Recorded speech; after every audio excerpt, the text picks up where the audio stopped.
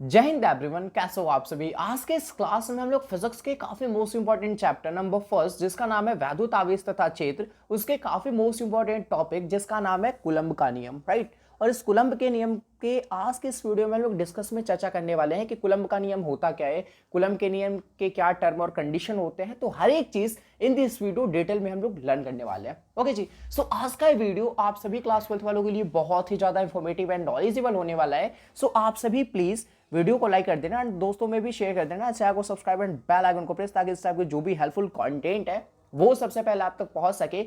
बाकी बिना किसी देरी के आइए इस वीडियो को स्टार्ट करते हैं। ऑलराइट, सो दोस्तों, कूलम्ब के नियम को समझने से पहले मेरे को लगता है कि इसके बारे में थोड़ी बेसिक इन्फॉर्मेशन को समझ लेनी चाहिए, राइट। अब बेसिक इन्फॉर्मेशन क्या होता है, तो कूलम्ब के नियम को समझने से पहले, ठीक है, कूलम्ब के नियम के बारे में डिटेल में तो चर्चा करेंगे इस वीडियो में, लेकिन इसके जो बेसिक इन्फॉर्मेशन होते हैं कि इसका इन्वेंशन कब हुआ, ठीक है, इसके इन्वेंशन किसने किया, समझ रहे हो, इसके वैज्ञानिक कौन थे जिन्होंने इस कूलम्ब के नियम का खोज किया, और भी बहुत सारी चीजें, आखिर किया तो क्यों किया, समझ रहे हो, मतलब बेनिफिट है इस चीज से, तभी तो इन्होंने कूलम्ब के नियम का खोज किया, राइट। तो भैया सबसे पहले इसका जो इन्वेंशन हुआ था वो हुआ था 1785 ईस्वी में, यानी कि 1785 में, राइट।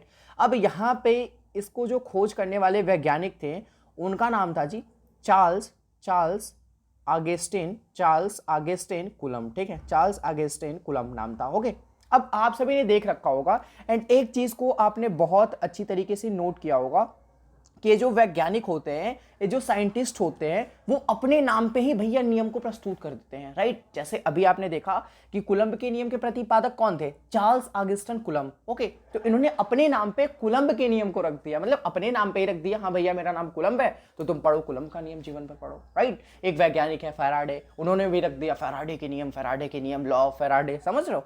देन उसी तरीके से एक मैक्सवेल नाम का साइंटिस्ट है, उन्होंने भी अपने नाम पे रख दिया, भाई पढ़ते रहो तो मैक्सवेल का नियम, समझ रहे हो ना मेरे कहने का मतलब क्या है। तो मतलब इसलिए अपने नाम पे रखते हैं कि भैया मैं भले ही चला जाऊं लेकिन जो मेरी गाथाएं हैं, मेरी जो दी हुई कॉन्सेप्ट है, वो लोगों के मन में हमेशा रहे एंड लोगों के दिल में मैं हमेशा अमर रहूं, समझ रहे हो। तो इसीलिए ये अपने नाम पे दे देते चीज़ों को कि हाँ भैया इस चीज़ का इन्वेंशन मैंने किया था, इस चीज़ का पता मैंने लगाया था, राइट।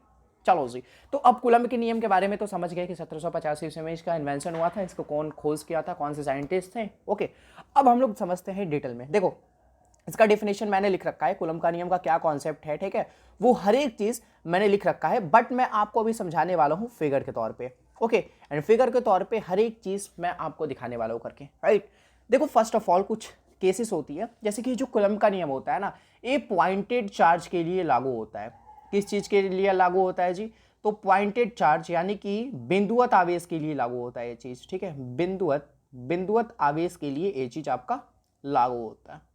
ऑलराइट, अब बिंदुवत आवेश क्या होता है, देखो बिंदुवत आवेश मतलब पॉइंटेड चार्ज, रुका हुआ चार्ज, ठीक है, वो मोशन में नहीं होनी चाहिए, चीजें रुका हुआ होनी चाहिए। ओके, अब यहाँ पे कहता क्या है कूलम्ब का नियम कि तो तुम क्या कर लो, दो बिंदुवत चार्ज ले लो, ठीक है, दो बिंदुवत चार्ज ले लो। मैं थोड़ा स्पेस क्रिएट करता हूँ। ओके, चलो जी, अब कूलम्ब का नियम ये कहता है कि भाई तुम दो बिंदुवत चार्ज ले लो, ठीक है जी। कूलम्ब का नियम ने जैसा बोला, मैंने दो बिंदुवत चार्ज ले लिया। अब नाम भी दे दो यार, बिंदुवत चार्ज अगर आपने ले रखा तो नाम भी दे दो ना, जैसे कि मैं नाम दे देता हूँ Q1 Q2। पिछली वीडियो में मैंने आपको बताया था कि आवेश को हम लोग Q से डिनोट करते हैं। ओके, तो मैंने डिनोट कर दिया Q1 और Q2, दो बिंदुवत आवेश मैंने ले लिया, चार्ज ले लिया इंग्लिश में अगर बोले तो, ठीक है। ओके जी, एंड एक चीज आप मुझे बताओ कि ये जब दो बिंदुवत आवेश मैंने लिया तो इनके बीच में फोर्स लगेगा कोई, कौन सा फोर्स लगेगा। मैंने आपको बताया था कि आवेश वह तभी कहला सकता है जब उनके बीच में भैया आकर्षण या प्रतिकर्षण का गुण डेवलप होता है, तभी तुम कह सकते हो कि हाँ भैया ये वस्तु आवेश है, राइट। तो इन दोनों के बीच में तुम्हारा एक बल लगेगा, वो बल कौन सा होगा, चाहे तो आकर्षण बल भी हो सकता है, चाहे तो प्रतिकर्षण बल भी हो सकता है। अब ये बल क्यों लगेगा, बिकॉज ये दोनों आवेश है ना, तो ये बल लगेगा ही लगेगा, ठीक है। तो मैं बेसिकली ये समझ के चलता हूं कि इन दोनों के बीच में आकर्षण या प्रतिकर्षण में से दोनों कोई बल लग रहा है। मैं यहाँ पे डिनोट कर देता हूं कि इन दोनों के बीच में जो बल लग रहा है वो F बल लग रहा है, राइट। चलो जी, अब यहाँ पे इन दोनों की जो बीच की दूरी है वो मैं मान लेता हूं यहां से R। बस यही चीजें करनी है आपको, और कुछ नहीं करना। इन दोनों के बीच में जो फोर्स लग रहा है वो F लग रहा है एंड इन दोनों के बीच की जो दूरी है वो R दूरी है। ओके, अब बस यही फिगर से आपका भैया कूलम्ब का नियम का जो फॉर्मूला है वो बन के रेडी हो जाने वाला है कुछ ही सेकंड में। ओके, तो आइए समझते हैं कूलम्ब का नियम एक्चुअल में अब होता क्या है। एक तो फिगर आपने समझ लिया, इसके बारे में डिस्कशन मैंने कर लिया कि दो मैंने पॉइंटेड चार्ज ले रखे हैं, राइट, जिसका नामकरण मैंने कर दिया Q1 और Q2 से, एंड इनके बीच की जो दूरी है वो R है, और ये दो आवेश है, जब ये दो आवेश है तो उनके बीच में तो बल लगेगा ही, जिसका मैंने नाम F दे दिया। ओके, अब चीजों को ध्यान से समझो। कूलम्ब का नियम का केवल दो ही कॉन्सेप्ट है, केवल दो ही कॉन्सेप्ट है। कूलम्ब का नियम कहता क्या है कि ये जो तुम्हारा बल लग रहा है ना, ये जो तुम्हारा बल लग रहा है वो सीधा समानुपाती होगा किसके, ये आवेश है ना इनकी मात्रा के गुणनफल के।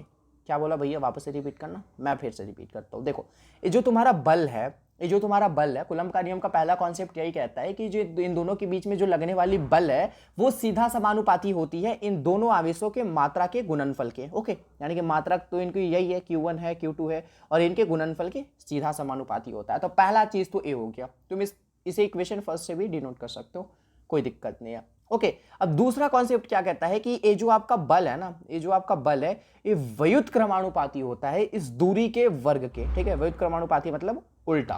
ओके, समझ रहे हो ना, एक की वैल्यू बढ़ेगी तो एक की वैल्यू घटेगी। ओके, तो इसे तुम इक्वेशन सेकंड मान सकते हो। तो यहां से तो चीजें क्लियर हो गई भैया, ध्यान से देखो। पहला इक्वेशन क्या है, पहला कॉन्सेप्ट क्या कहता है कूलम्ब का नियम, ये जो तुम्हारा बल है वो सीधा समानुपाती होगा दोनों आवेशों के मात्रा के गुणनफल के। और दूसरा क्या कहता है कॉन्सेप्ट कूलम्ब का नियम से कि भैया जो तुम्हारा बल है वो व्युत्क्रमानुपाती होगा दूरी के वर्ग के। तो ये दो कॉन्सेप्ट हमें मिले कूलम्ब के नियम से। अब इन दो ही कॉन्सेप्ट की मदद से, इन दो कॉन्सेप्ट की मदद से हम लोग करने वाले हैं कूलम्ब के नियम का जो भी फॉर्मूला होता है उसको हम लोग फाइंड करने वाले हैं। ओके, अब मैं चाहता हूं इसे मैं क्या कर दूं जी, मिटा दूं। ओके, मैं इसे इरेज कर देता हूं। ओके, अब तो मुझे लगता नहीं कि इन सबकी जरूरत है, बिकॉज फिगर तो आप सभी ने समझ रखा। चलो जी, अब भैया ध्यान से समझो, अगर इन दोनों इक्वेशन को मैं आपस में मिलाता हूं तो क्या हमारे सामने कुछ इस टाइप से रिजल्ट मेरे को मिलेगा? क्या मुझे ऐसा रिजल्ट मिलेगा? ओके, क्लियर है भैया कि हाँ जी ऐसा रिजल्ट मिलेगा। ओके, अब आप मुझे बताओ, अब आप सबके मन में एक चीज चल रही होगी कि भैया समानुपाती का चिन्ह हटाओ यार, बराबर का साइन लाओ। बहुत बढ़िया। अगर मैं क्या करता हूं, अगर मैं यहां से समानुपाती के चिन्ह को हटाकर अगर मैं चाहूं बराबर के साइन को लाना, तो मुझे क्या करना पड़ेगा? जवाब दो इस चीज का, बिकॉज ये बहुत बहुत बहुत ही बेसिक सी क्वेरीज है। तो आप मुझे क्लियर करो इसको कि भैया अगर मुझे समानुपाती के चिन्ह को हटाना है तो मुझे क्या लाना पड़ेगा यहाँ पे। ओके, तो एक चीज ध्यान दो, अगर मुझे समानुपाती के चिन्ह को हटाना है तो यहाँ पे लाना पड़ेगा बराबर का साइन। क्या लाना पड़ेगा जी? बराबर का साइन। तो भैया मैं लाता हूं, और बराबर का साइन तभी आ सकता है, देखो समानुपाती का चिन्ह हटाकर मैं बराबर का साइन तभी ला सकता हूं जब हमारे पास एक कांस्टेंट हो। यहाँ पे कांस्टेंट देना पड़ेगा, राइट, और यहाँ पे मैं कांस्टेंट दे देता हूँ के।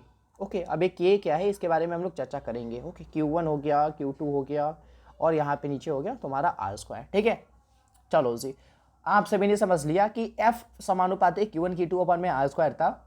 भैया समानुपाती का चिन्ह अगर मैं हटाऊंगा तो मुझे एक कांस्टेंट देना पड़ेगा, एक कांस्टेंट लाना पड़ेगा, जो कि मैंने ला दिया के। ओके, अब आप मुझे बताओ, अरे भैया एक कांस्टेंट है तो के मतलब यहाँ पे क्या के क्या है, मेरे को समझ में नहीं आया। ठीक है, तो भैया मैं बताता हूँ के क्या है एक्चुअल में। देखो, जो एफ है, के की वैल्यू होती है, यहाँ पे जो मैंने के मान रखा कांस्टेंट के तौर पे, इसकी एक वैल्यू होती है, वो होती है भैया 1/4πε0। तुम मुझे बोलोगे ना कि भैया कांस्टेंट लाए हो, तो हर एक कांस्टेंट की अपनी अपनी वैल्यू होती है, राइट। बहुत अच्छा क्वेश्चन है। तो भाई यहाँ पे मैंने वैल्यू दे दिया इस कांस्टेंट की, जो के की वैल्यू है वो है 1/4πε0, और इनटू में Q1 Q2 अपॉन में R²। तो क्या यही कूलम्ब का नियम है? जी हाँ, बहुत अच्छे, आप बहुत अच्छी तरीके से समझ गए, यही आपका कूलम्ब का नियम है। मैं चीज़ों को इधर से क्लियर करता हूँ, ओके, क्योंकि ये सब चीज़ें तो क्लियर हो रखी है ना आपकी, ये सब चीज़ें तो क्लियर हो रखी ना आपकी जी। ओके, तो यहाँ पे आप चीज़ों को ध्यान से समझो, यही आपका कूलम्ब का नियम होता है। ठीक है, एक बराबर 1/4πε0 Q1 Q2 अपॉन में R²। ओके, तो भैया मतलब क्या कूलम्ब का नियम कुछ ज़्यादा हार्ड लगा आपको? नहीं समझ में आया? मैं वापस से चीज़ों को रिपीट करूंगा, वापस से आपको चीज़ें क्लियर हो जाएगी। कूलम्ब के नियम में केवल दो ही कॉन्सेप्ट है कि जो आपका दोनों आवेश के बीच में जो लगने वाला बल है वो इन दोनों के मात्रा के गुणनफल के समानुपाती होगा, और दूरी के वर्ग के व्युत्क्रमानुपाती होगा, जैसे आपने दो कॉन्सेप्ट देखा। ओके, अब F समानुपाती यहाँ पे हो गया Q1 Q2 अपन में R²। अगर मैं इन दोनों इक्वेशन को एक में मिलाता हूँ तो इस तरीके से मेरे को रिजल्ट मिलेगा। और अगर मुझे समानुपाती का चिन्ह हटाना है एंड बराबर का साइन लाना है तो उसके लिए मुझे एक कांस्टेंट लाना पड़ेगा, जो कांस्टेंट मैंने ला दिया K, और K का जो वैल्यू होता है वो होता है 1/4πε0। ओके, चलो जी, अब यहाँ पे भी आप देख रहे होगे कि भैया यहाँ पे भी पाई है, ε0 है, ये भी तो कांस्टेंट है, इसकी तो भी एक वैल्यू, कोई वैल्यू होती होगी, राइट। एक क्वेश्चन आपसे ऑब्जेक्टिव में पूछा जाता है कि भैया बता दो 1/4πε0 का वैल्यू क्या होता है।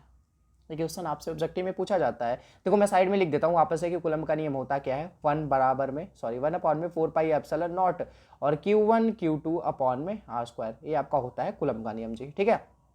ओके बहुत सही।